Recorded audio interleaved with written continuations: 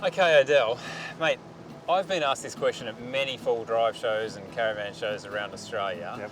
Yep. Because I run Outback Armor suspension, people always want to know the shock absorber that I'm actually using. Am I using adjustable or am I using DSV, and which do I prefer? And I think the question should often go to you as well, because you work for the company. So what's your answer? Where are these shocks sitting in the market, and who should use what? Yep, well, our DSVs, we put DSVs in your newest Everest and your newest Ranger.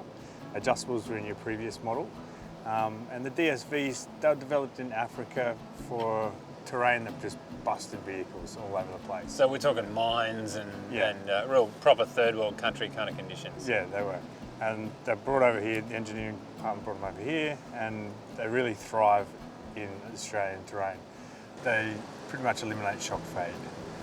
So they're for your touring people that are consistently off-road.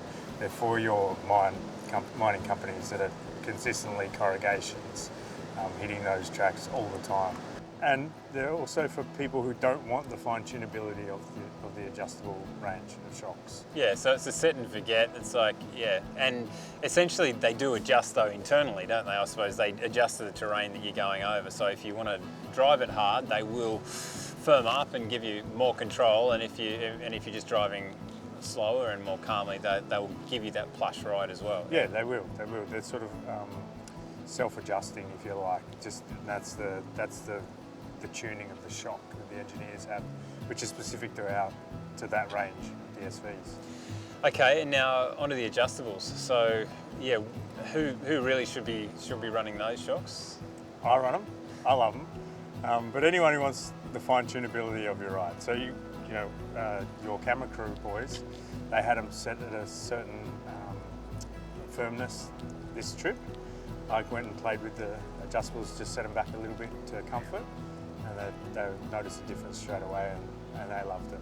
I like the fine-tunability as well, so when I'm going on beach, I'll firm them up a little bit so I've got a bit more control in the soft stuff, and when I'm going off-road into the mountains like you've had me this season, this trip, I'll loosen them up so it's a bit more comforting for me.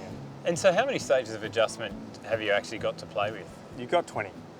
There's tolerances there, but 20. We say 20 to 22 stages of adjustment. Got it, okay.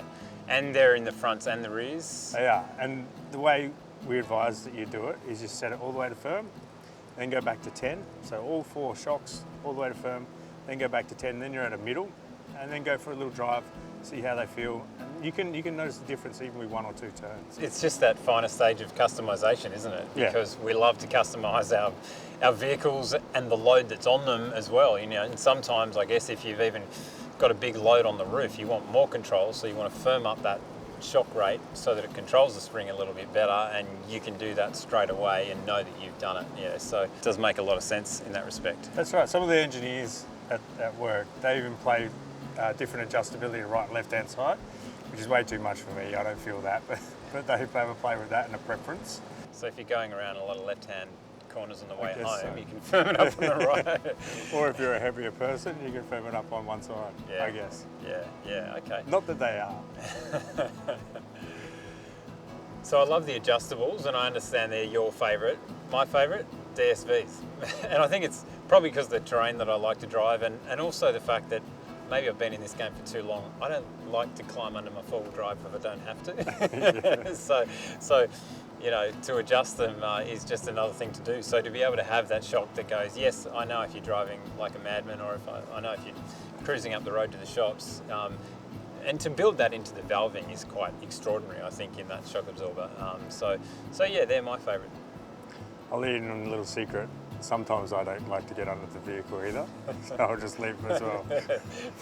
Good to know. But I do like them. Okay, mate. Well, I think that has cleared things up. That's great explanation, and and I guess people have the choice. They can choose the adjustables or choose the DSVs depending on their preference. Yeah, well, I hope it has cleared it up. They can go onto the website and read the descriptions and a little bit of the background on each shock. And you've got a choice. There's a 5-year warranty now, as of March this year. and I love the product. It says a fair bit. 5-year warranty on shock absorbers are one thing that is, has the potential to get massively caned. That's the sort of thing that you can put through the ringer.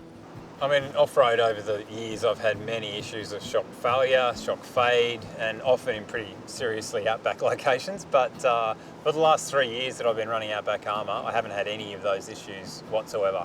Folks, they are a sponsor of mine, absolutely, but I would never actually say that unless it was true. So, yeah, I'm extremely happy with this run, and I think I've still got a couple more years on my warranty, don't I?